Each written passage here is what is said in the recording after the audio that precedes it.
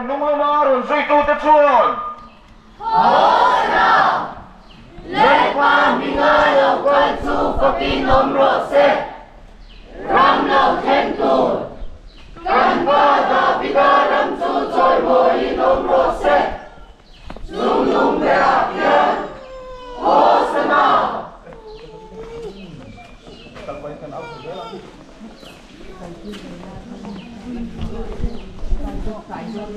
Dim na palabakal na rin, nung lamaron sa ito tetsuan. Hosana! Lalpa Hminga lau kalsu pakinom rose. Ramlau tentur. Kanpa da bidaram su choy mo inom rose. Sumnum berakyan. Hosana!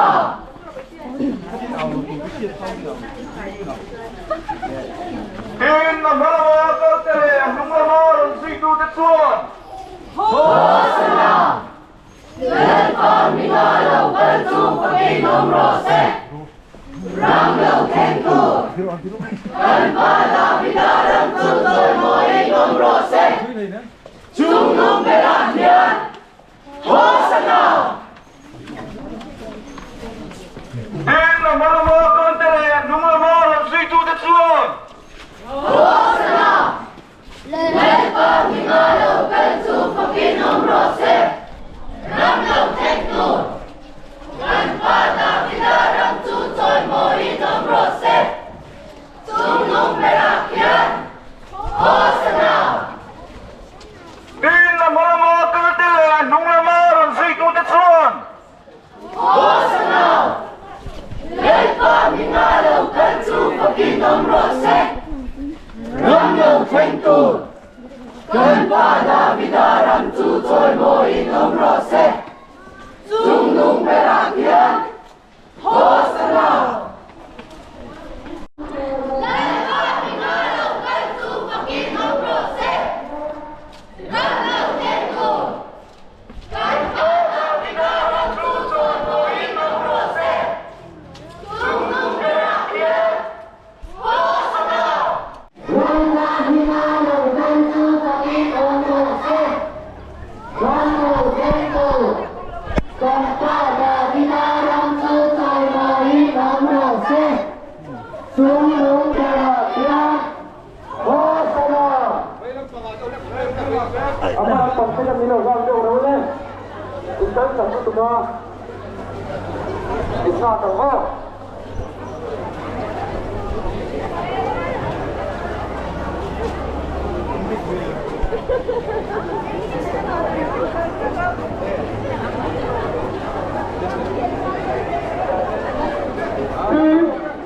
Ang palabang kalside, nung lamaron sa ito. Hosana! Lalpa Hminga lau kalsu pakinom rose. Ramlau tentur. Kanpa da bidaram su choy mo inom rose. Sumnum berakyan. Hosana!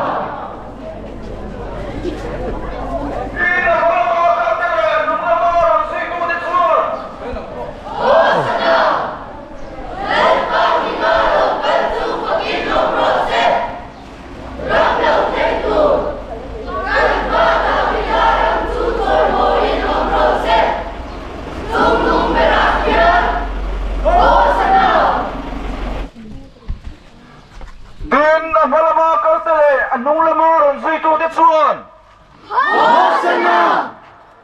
Lalpa Hminga lau kalsu pakinom rose. Ramlau tentur. Kanpa da bidaram su choy mo inom rose. Sumnum berakyan. Hosana!